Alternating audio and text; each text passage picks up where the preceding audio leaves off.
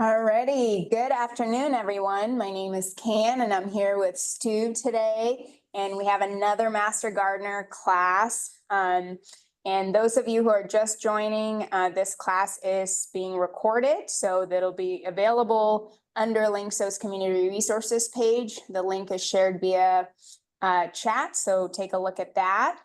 And then we're going to try to address all the questions towards the end of the talk. So Stu will give a nice presentation today, and towards the end, if you have any questions, we'll go ahead and address those.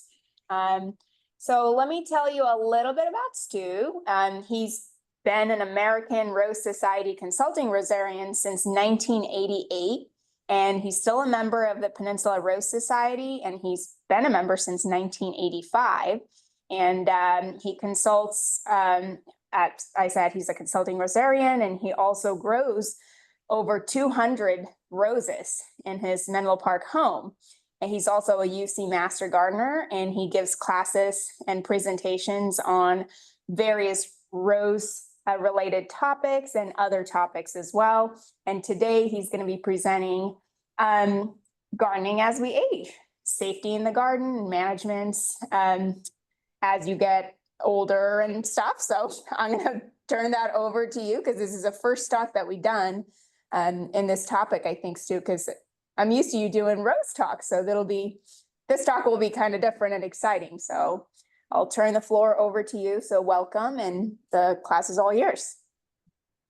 Thank you, Ken. I appreciate it. And I appreciate all the work that Linkso does. I have a couple of other recorded classes on roses, if you ever want to go back and look at their roses classes, but they have a ton of really good classes that are recorded. And the Master Gardeners gives basically once a month, but there are others that are given as well. So I highly commend the Linkso site and looking at the kinds of things that are available there. Welcome, everybody. And we are going to talk about gardening as we age. And I thought I'd start with a smile. That actually is not me smiling, but my garden smiling back at me over there on the left.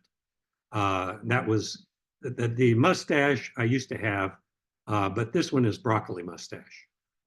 Anyway, I also like the fact that the garden provides pollinator homes, and there are things you can do to help your garden be pleasant, productive, and home to a lot of bees and not create a big burden on the environment. We'll talk about a very few things that connect with that, but mainly we're going to focus on what do you do as we age. Well, I'm getting up there. I'm 76 now, and I still garden actively, and I still manage to move around some big things and dig some holes. Well, we'll talk about all that. Today's talk, the outline is really one of the big things. There's some evidence to this. There's scientific evidence saying they help you live longer. Now, why? Well, some are obvious. It provides stress relief. It certainly does to me. It can be calming. You're not thinking about world events or what's happening. You're focused on the garden. Moderate exercise. That's something that's been proven in things like the blue zones.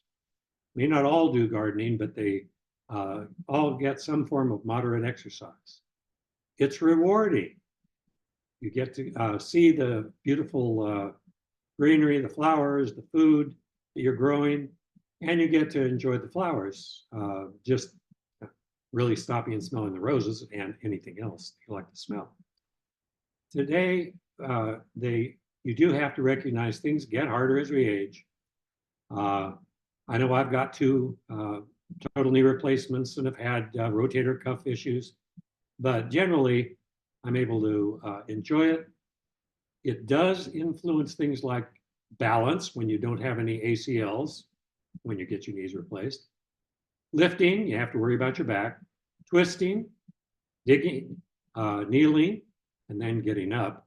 And walking on uneven ground.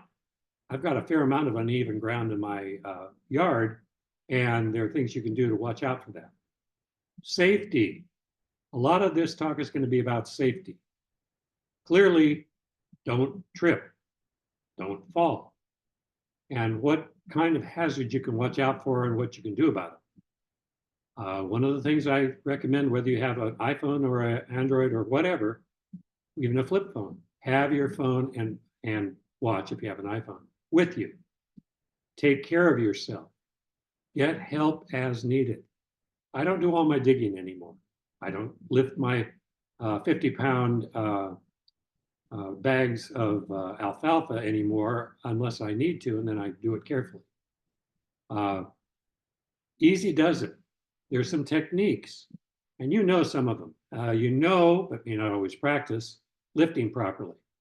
But you got to use them to make them worthwhile. Tools. There are some things that make it easier, and some are somewhat specialized. I'll show you some of those. And there are physical limits that you may have, getting down and back up again. Now, next slide here. Safety and enjoyment and stress relief and staying healthy and enjoying life. That's what I'm trying to get across here. I'm not a doctor, nor do I pretend to be one.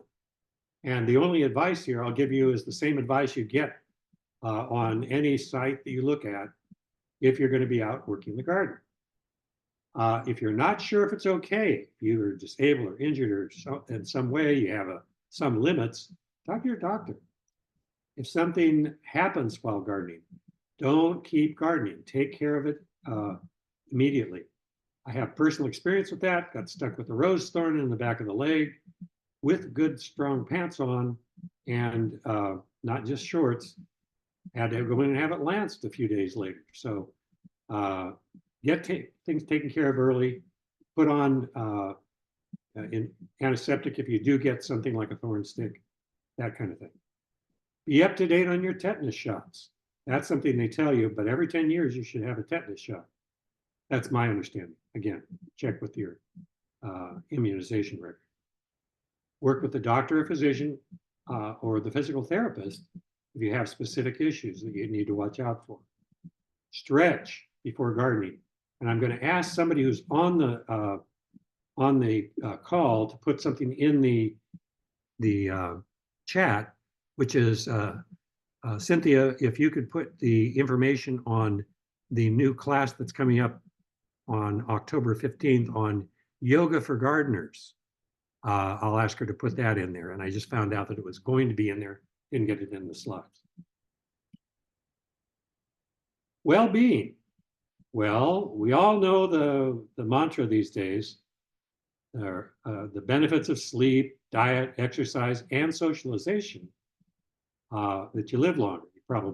Some of you have probably seen the recent piece by Sanjay Gupta on CNN that talks about even things like Alzheimer's might be reduced or slowed or possibly reversed by things that you do.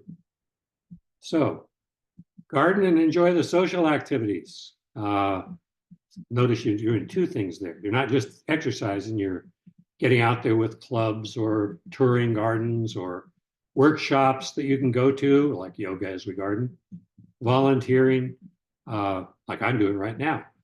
There are things you can do that connect you with people, and that's going to be good. They're the mild exercise benefits. There's some indication that there may be things in the soil that actually, as you work it, you get benefits. Maybe it's microorganisms or bacteria or whatever. A good soil smells good, makes you happy, my opinion. And you get the satisfaction from seeing things you do that have results. Not everything in life is like that. You can have results immediately in many cases. I clean up the yard, or long term. I grow something that I eat. It's good for body and soul. Safety and equipment. I'm going to talk about safety in a couple of forms here. Now I prune roses, but I also have citrus. Some of the citrus has long thorns. I have other things that have prickles, which are thorns on roses, berries, things like that. Protect yourself. There are bacteria on some of these prickles. There are things that can bother you. You can see pictures of gauntlet gloves. The gauntlets are the long part. They're very heavy on the long part. And you can get flexible but heavy gloves that are more thorn penetrant resistant by getting things like goatskin gloves, which are flexible when wet, and thorn penetrant resistant. Glasses or goggles. Had it where a branch whipped up and hit me right above the eye, caused me to bleed. Thank God it didn't hit a little lower. And glasses, if you have them or need them, or goggles. Simple ones that are clear are good. You also want to sharpen tools. The old saw about, pardon the pun, the old saw about having a sharp knife in the kitchen is less likely to cause accidents. There's some analogy here with having a sharp shears because, and if you hone it and you have the sharp blade so that it can cut paper, that tells you it's sharp enough. That's how I test. You can sharpen it with either a diamond or a carbide hone, and there are a couple of them. One shown as the carpenter is a carbide one. The other one shown as a sharpening tool is a diamond hone.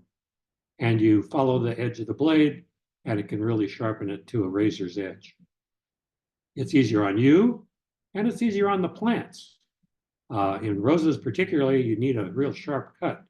And if you have a thick section you're cutting through on the plants, or you're trimming it or something, you really need the sharp thing so it's not hard on your hand. And you want to clean and lubricate the tools. Hazards. Don't trip. I create them in my garden. I have something like 600 drippers with these little spaghetti things. And this is before I pegged them down with things like the lawn staples or garden staples that you press in.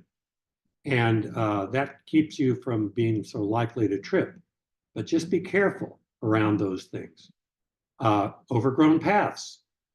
For me, I have a small ornamental ivy that goes out, and I have to watch that because and then I have nasturtiums, which I really enjoy, but in a couple of days since I trimmed them, wait a minute, they're back out in the path. And I'm looking up at something else and I'm not paying attention, and whoop, that's a trip hazard. Okay, what else can cause trip hazards? Mulch, which I highly recommend, but if you put it out in the pathways deep, it's an uneven surface. And if you have trouble walking, or if you have fake knees like me, or if there's mud, or if there's a grade, it can be uneven. One of the things you can do, and I'll show this in another slide, is helper rails. This is one of my homemade helper rails. I had some leftover pipe from a solar thermal installation that was done, and I said, oh, I'll leave them here. And I used them again in the yard. I provided a vertical support and then hooked it to the fence, where there are a couple of steps going up to a higher level in the yard.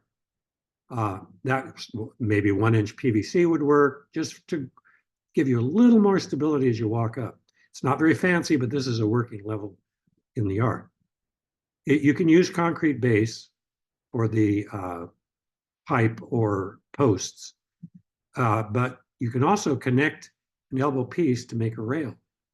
If it's not in concrete, and this one wasn't, you drive a rebar vertically into the ground, drop a pipe over the rebar, place the elbow, and tie it to the fence. That's what this one is. And it works just fine for grabbing as I walk up these short steps. Whoop.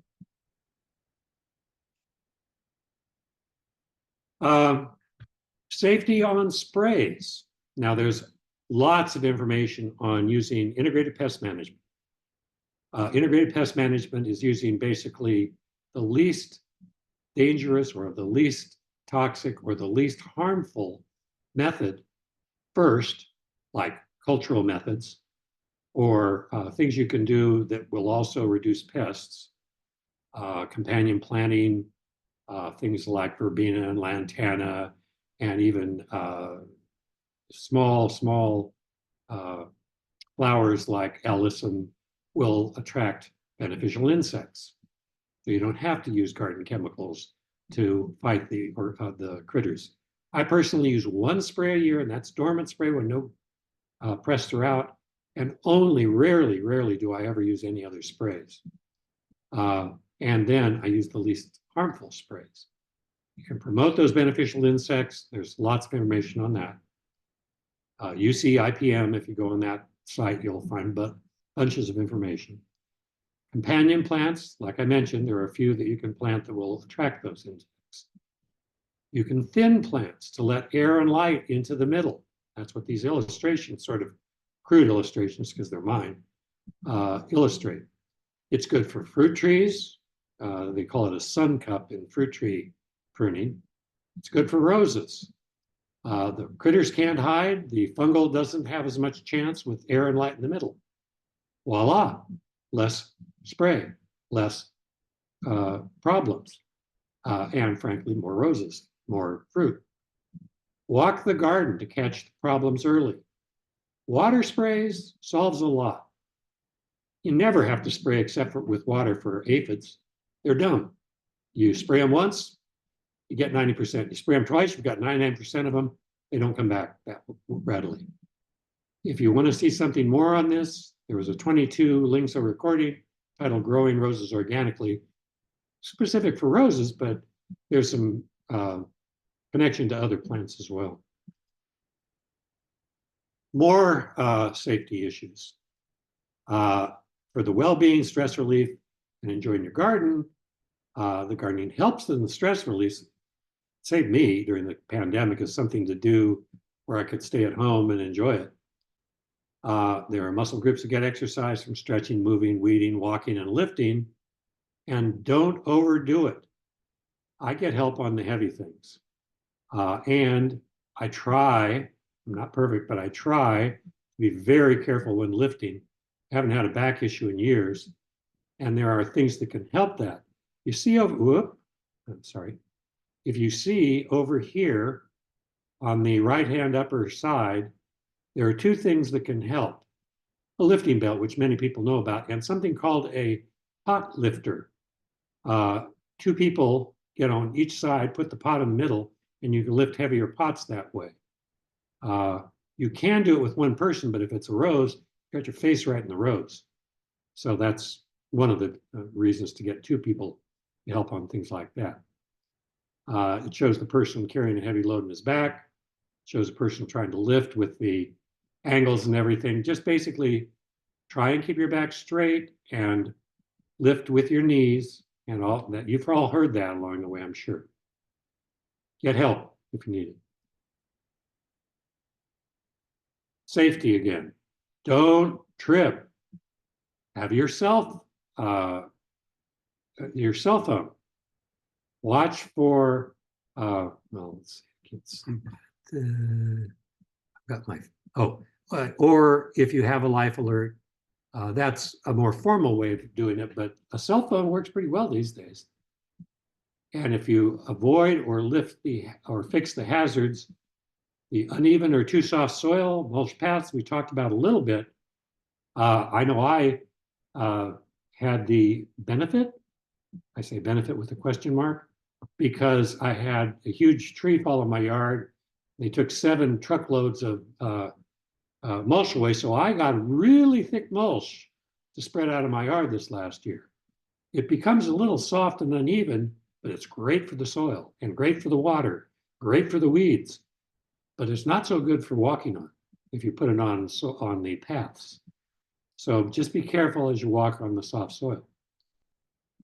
You could use a walking stick if you needed it in the yard if you're that uneasy on your feet. Drip lines that are not secured. Wear sensible shoes in the garden. Yeah, it's easy to walk out in your slippers sometimes, or your Birkenstocks or whatever, open-toed. Wear sensible shoes. Add railings and support if possible on steps. And carry your phone. Why? There are things you can do on the phone, or life alert. But say you fall down and got knocked unconscious.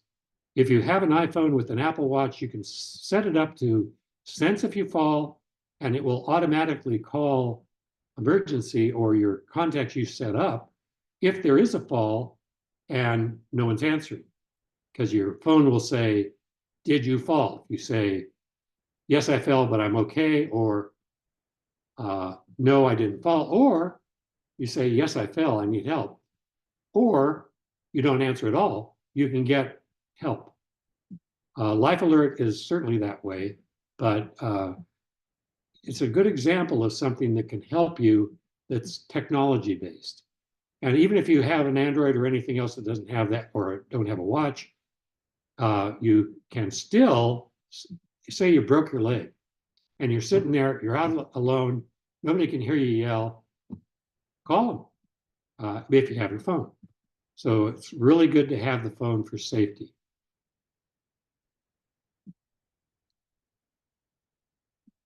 Going to talk about tools and techniques for a little bit. Live smart, have stable carriers. I know when I have a full wheelbarrow full, it can be a handful. It can be a lot to handle. Dig and get weeds out with proper tools. Labor saving items for fertilizing and moving, some of which I've talked about a little already. This shows one thing, brand name's not important, but this one happens to be a gorilla cart. Notice how low it is. When I'm unloading things from the car, I often put them on this, run it out to the back, and I'm not lifting a great distance to get them on and off. It works very well.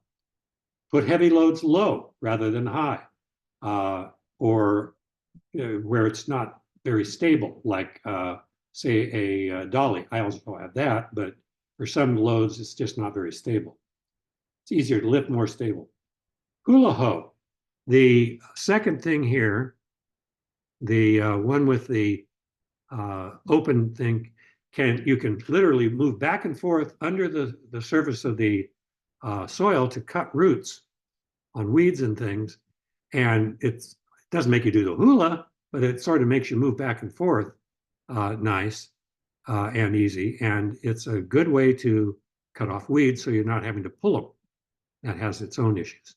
If you need to take weeds out of a crack, look at the thing on the left here. It has several different surfaces on it, including a pointed surface. There are other hoes that are long handle, have a pointed surface, and allows you to get in the cracks near the brickwork or near the edge and take out those weeds without having to stoop down and pull them. There are also on this cart, I'll talk about this in a bit, something that can give you leverage to do heavy duty, excuse me, got the hiccups here. Heavy duty prying out of like a root mass, or in my case, a rose I didn't want and I'm shovel pruning it to get rid of it. This helps to pull out the roots. And then this is there are several brands of this as well. It's an adjustable brake. This is when it's out, and when you pull this thing up, the handle seems to get shorter and you get a much narrower brake to pull out. And again, it gets in between things and it's very useful as an aid. And then these are a couple of things. One I talked about, and this shows the plant lifter with a pot in it. And then it shows a belt. And then it shows something that I've used to speed up and help. If you can see up here, there's a battery-powered, fairly good-sized drill. And down here, there's an auger.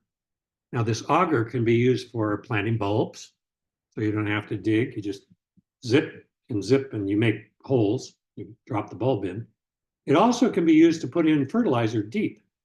Fertilizer that's granular may not get deep, especially if it has phosphorus in it. Phosphorus doesn't transfer well in the soil column. So you make a zip around, say, a rose, 3 holes around the rose, takes maybe a minute to make the holes, dribble some materials in there.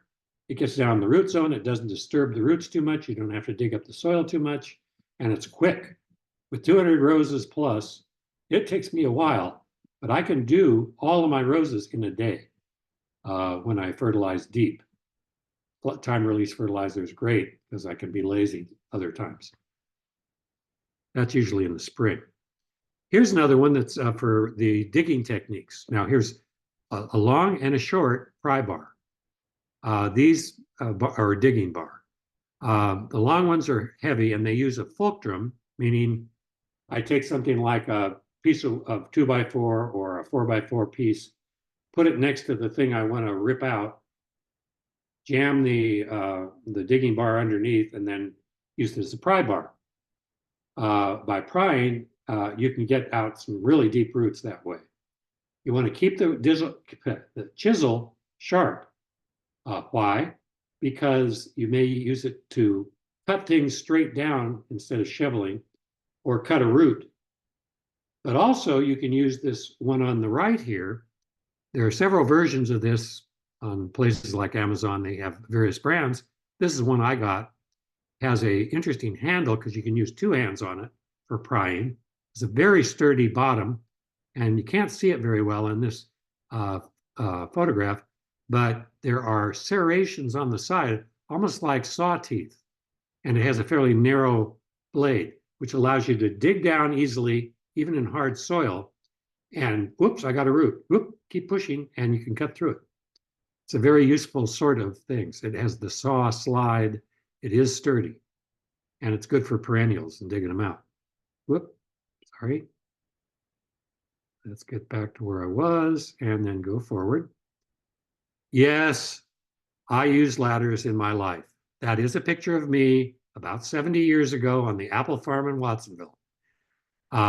This was the apple picking ladder. The only X through it is not so you can't see the picture. It's so don't get up on ladders unless you need to. And frankly, I don't need to anymore. I'll pay somebody to get up on a ladder if I need to have my roof cleaned or something. Avoid ladders. You can use things like shears and clippers that reach. These are examples on the right of some things, long handle, very high leverage, mechanical advantage shears that will cut through like an inch or more of a branch. This is a cut and the middle one is, there it is. Cut and hold here. You can reach out, grab a rose that you want to pick and keep it held, and you can use that cut and hold feature to grab it and pick the rose with stem. This is when I get to the top of things that are harder to reach, I pull down the handle and it shears off like upward growing shoots that you need to shear off of fruit trees or just things that are out of reach in general. And I don't have to get up on a ladder. Wheelbarrows versus carts. This one actually got it. It doesn't fit through all of my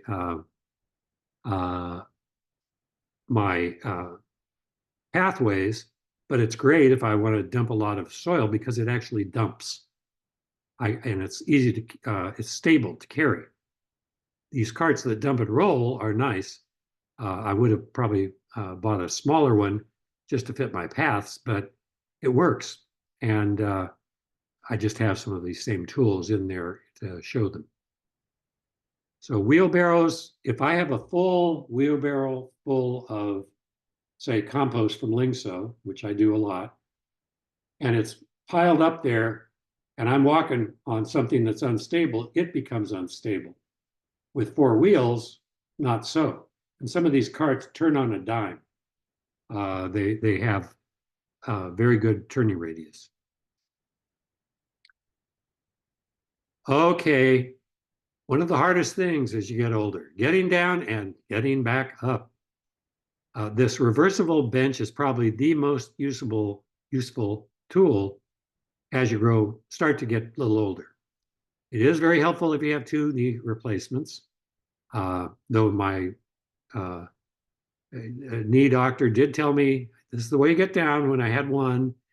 And he told me again, this is how you get down if you have, now that you have two, and how you get back up again. But having these handles on the side when you kneel is very helpful to get back up again. Or if you decide you want to sit someplace and just lean forward a little bit to prune something, you flip it over, you've got a bench. So this is a very useful tool. There are, again, many purveyors of these, at least on Amazon, and you can find them in the garden stores sometimes. Also useful, if you want to raise veggies, I don't want to get down very much anymore. Okay, get someone else, or in this case, down in the lower right, this is something I built with a friend for her garden.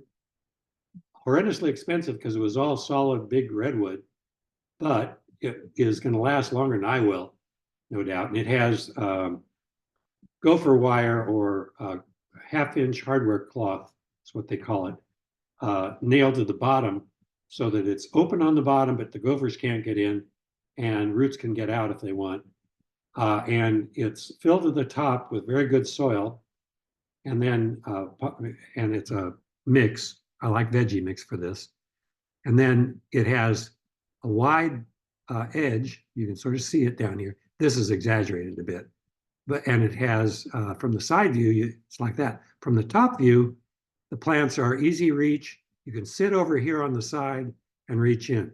It's got, in this case, it has some drippers built in that come up and they're set up so that they can reach anywhere in there. And it works out really well. Very easy. You want to have it sort of sitting height.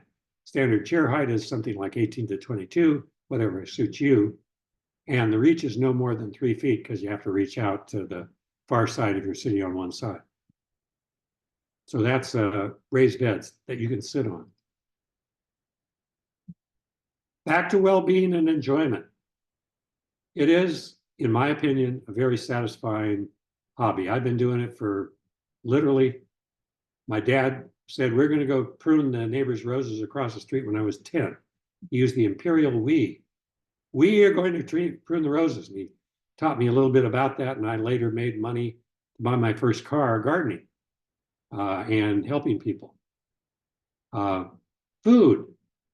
There is nothing like your own tomato, I think. And frankly, I've got huckleberries right now. I've had blueberries, had loganberries. I've got blackberries. I now have, my apples are going. I had peaches. I had apricots, and I grow veggies. Made a couple of batches of ratatouille. It's great to have your own food. You know how much salt you put in. You know there are no preservatives, no pesticides. It's a great hobby for that. We grow great citrus in the area, stone fruits, berries, fruits, and veggies. It's you do the work. Oh, it's organic, it's fresh, and it's full of nutrients. I just gave my kids, when they were up from Southern Cal, a whole bunch of the apples, and you can't get that freshness in the store. You do the work, you see the results. Some immediately, sometimes it grows even prettier, and that helps you feel fulfilled, in my opinion. And you can stop and smell the roses. I do it all the time, and the lavender and the herbs and all the other things that make you feel good when you sniff them. Around Christmas time, I get these mandarins. Lots of them this year. Every other year, they seem to be heavy. And the kids go crazy. Summary. Think, be safe. Don't trip and fall, and carry your phone. Use the proper tools and techniques, and easy does it. We're going to go into questions and get them ready on the chat. I'll go through the last couple of slides here. Thank you for hosting and supporting the presentation to Lingso Garden Materials. They do a great job. And I know they'll post this. UC, well, it's actually now just UC Master Gardeners, prepared by Stu Dalton and with my creds there. And most of the photographs that are taken were by me, unless otherwise noted. And many of the illustrations were generic or from public sources. If you're interested in getting, staying informed and subscribing, you can take a image with your phone of this QR code, or consider a donation to support more events like this one and the other barcode, or the other, pardon me, QR code. Give it just a second there. If you have questions for the Master Gardener, for Pete's sake, ask the Master Gardeners. That's what we do as volunteers. By the way, if you don't like the answers, we give you double your money back since we work for free. Call the helpline. Submit questions using your online forms, and they have those online forms, or visit one of the 3 offices. Some are closed on holidays. You can bring in samples, but please enclose them in a sealed container in case you have, well, in case there's anything on them, but have them like in a transparent bag, zipped. Monday, Tuesdays, and Thursdays, you see these different locations around the area. The website is as you see it there. You can follow us on social media. We're on there.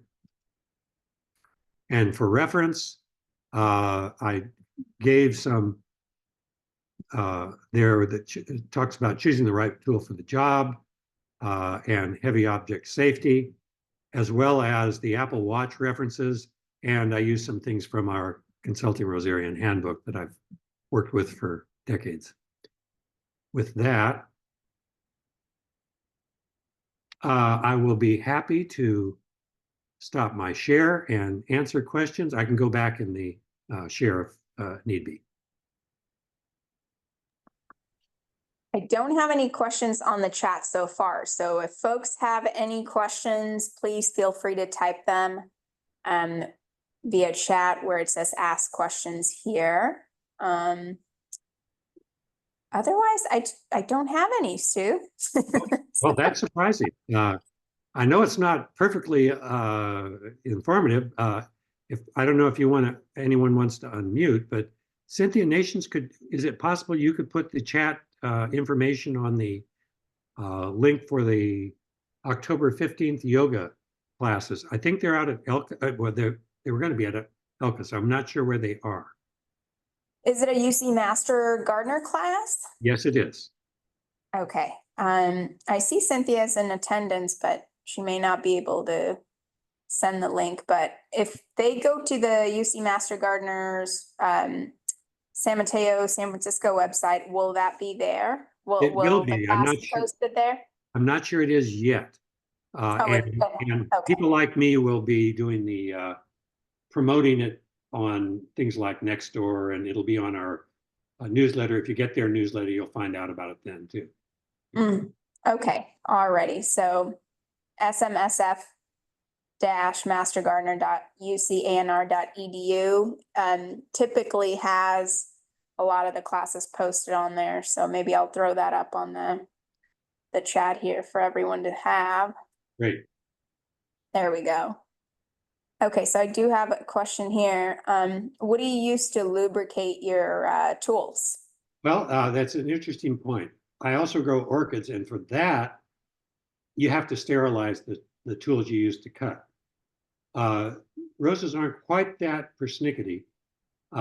You can use a WD-40 or some kind of cleaner. You can use something that sterilizes. Do not use chlorine bleach. Use something like Mr. Clean or Pine Sol or one of those type of cleaners that won't corrode. But I've also got something that is a cleaner and lubricating spray that I order, which is good because it does both, and it will help lubricate and clean. You can also use things like steel wool to clean the blade, and it's good to scrape it, the flat surfaces even, with something like those hones or the sharpeners. I do that as well. You just scrape off any like sap or any residue, clean it off with the cleaner, and then you might buff it with a little steel wool or like what do they call it? The scrubber that's a metal scrubber. The Chore Girl whatever they used to call it. The question is, what is the brand that you use? Well, like I say, I use a cleaner lubricant, and I forget the brand. If you look on, sorry, I'm not a program for Amazon, but Amazon Shears cleaner lubricant, you'll find it on there. Okay. Do you have a couple other questions here? Can you recommend a good lightweight weed whacker and an edger for edging lawns? Well, the first one I'll recommend as a strong climate advocate is not gasoline. There are things that will cut through brush cleaners, and those are all gasoline as far as I know. And there are quite a few good sturdy weed whackers. I've got one that plugs in, and I've had it for, I don't know, 10 years, and it's pretty reliable, but you need a cord for that. I'm not familiar with the best brands. I'd probably get one that has pretty good sized battery if you have a pretty good size thing that you want to whack weeds with. The best way to take care of weeds is to cut them underground or cut them above ground, and do it repeatedly, rather than the old way that I always did it. And I see Nick on there who talks about the soils and keeping the carbon in. So I don't pull them as much as I used to. I try and cut them above or just under the ground to save the root structure, because it saves the soil. But weed whacking, fine. Try and get them before the seeds, because the master gardeners say a season of seeds is worth 7 years of seeds, because they come back. Yeah. Another question is, can you recommend a bench to garden with? Well, I think you had a picture on one of your slides. I did. Let me go back and share, and go back. Where am I? Here we go. Here we go. And there are at least 3 or 4 different designs. Again, sorry, Amazon, but you can find them in places like garden stores too. The design I show here, you see on the side, there's a little pouch. Some of them have 2 pouches, but they're basically padded on the bottom, and they have these fold down things so that they store easily on the sides. And they're almost identical. They've copied the patented original design, I'm sure, whoever designed it first, but there are tons of them on places like Amazon. Okay, thank you. So the next question is sort of a 2-parter. This person has a raised container that's about 3 by 5 in a community garden, and they struggle with crop rotation. And they're asking if you have any suggestions for that. I do, which is do it. But kiddie aside, I have a enclosure to exclude. I call it my squirrel exclusion cage. It excludes squirrels and rats pretty effectively. It's only 20 by 8 by 8. I have big doors that I can get a wheelbarrow in. It's great. I've got raised beds in there. So how do I rotate those? Well, I have 3 beds, and I do rotate some of them in there. And the other thing I do is I plant tomatoes unusually by planting them and growing them up to where they're starting to flower and bear as 5-gallon containers. And then I pop the 5 gallons in fairly close proximity to each other in an area, so I can get a fair number in there. And then I move those to the other, the next year I'll move them over, and the next year I'll move them over. And like I've got broccoli in one area, and some squash, which sort of took over, in another. And so I've got some things that I'm rotating in those. But if you have multiple beds, that's the way. If you have a bed that's big, then you can try and renew the soil, but also use an area. This is going to be my tomato area this year is going to be my lettuces area, things like that. And you can grow quite a few things like lettuces and carrots in good sized pots too. You don't have to do it in the raised beds. Okay, I think the second part to that question was they have a rosemary that they need to dig out of the box at this time, so it's gotten too big. And they're wondering if there's a tool to extract that. The Rosemary, yeah. yeah, the rosemary, yes, and I can understand rosemary does grow. And the root structure, you can pull it out and then put it in a pot. And that shovel, let's see, where is it? Where am I? Here. This root slayer is perfect. It gives you a lot of leverage. It's very, very sturdy. You can get down low pretty easily because it's not a big shovel, not a wide shovel. And then you can work it away on each side and then just lift it out if you want to transplant it. That'll keep out the root, keep the root ball together. It's nice to keep the root ball together for many reasons, but it also, I would trim back the rosemary when I did it. You can use a shovel or you can use a trenching tool if you need to. Okay. The next question is, are there good lightweight shovels or any typically heavy garden tools that you'd recommend? Well, the one I just did, and again, I have no interest in the company. I have no, there are several versions of it. I have a couple of different shovels. I have a trenching tool, which is a thin, narrow tool to allow me to put in irrigation lines, for instance. I have round edge shovels. I have flat end shovels. I have this transplant shovel. I have another transplant shovel that's thinner and smaller. So I've got a bunch. Keep them sharp. If you have a grinder or a file, keep them sharp. It saves wear and tear on the plants, the shovel, and I personally like heavy duty handles so they don't break. But I have wooden handles. I have fiberglass handles. I think the one I'm showing here has a fiberglass handle. Okay.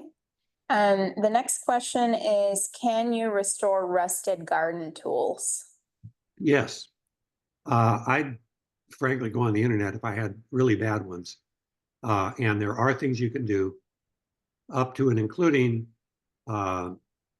inhibited hydrochloric acid, which is used in pools. It's called muriatic acid. But don't do that first. There are things you can do to clean the shovels, and I just look it up. Cleaning garden tools, and you'll find all sorts of things in there. The things like vinegar is a mild acid, table vinegar, 5%. But even there, you want to use gloves and things. If it's rust, what you're trying to do is reduce the oxidation. And rust is an oxidized product of iron. I'm a chemical engineer, sorry. And you're trying to reduce it. So you want something that will reduce it rather than oxidize it. Okay, I think that was the last question. We pretty much covered all of them. Great. Yeah. Unless, oh, okay, one just came in.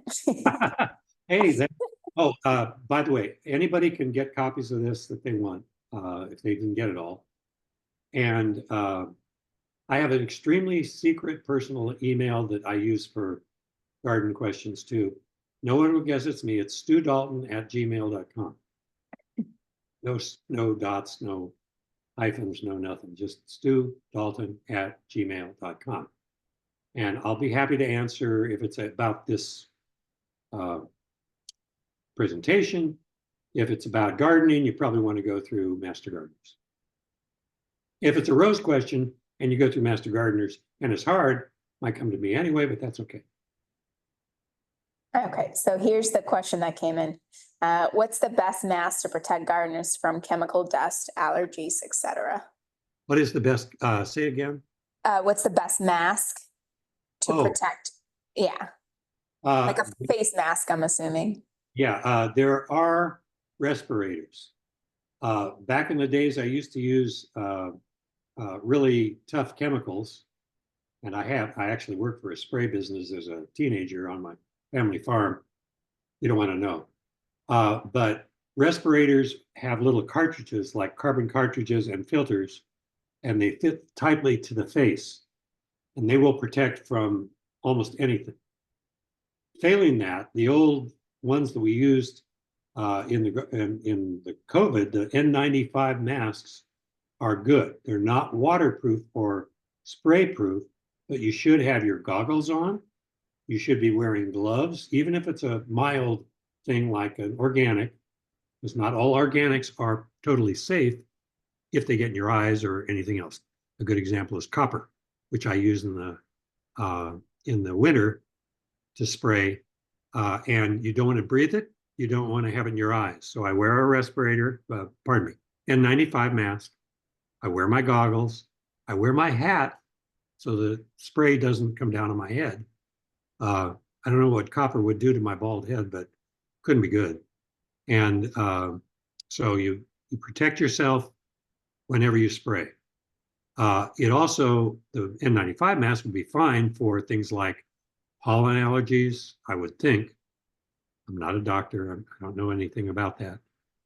And things like dust, garden dust. By the way, to keep garden dust down, mulch the heck out of everything. Why?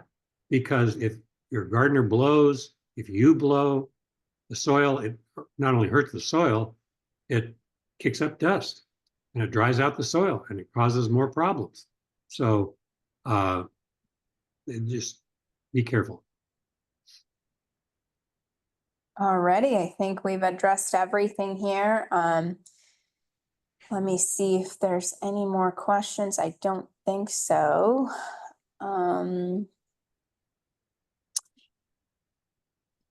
Yeah, no more questions. I think we're all done, Stu. So if you have any closing remarks for the folks. Yeah, I'd repeat a couple of things. I really do find gardening enjoyable.